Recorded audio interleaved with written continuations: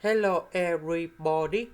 So today I want to talk about calculus, the topic that is about integration. So now I want to show you how to answer. We can use about integration by substitution. So I will put about u equal to number 2 plus cosine x. Later that we need to do first the derivative for the both side, and we have negative sine x dx.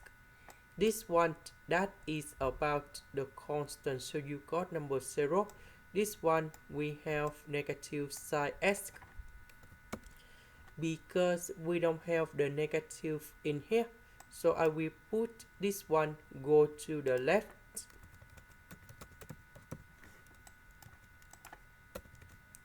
So this one we change for u.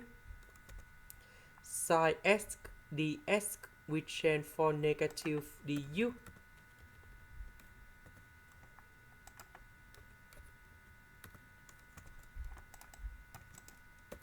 So number 2 I will put outside.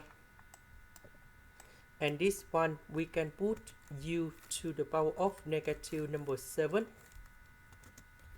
And now we have the final answer.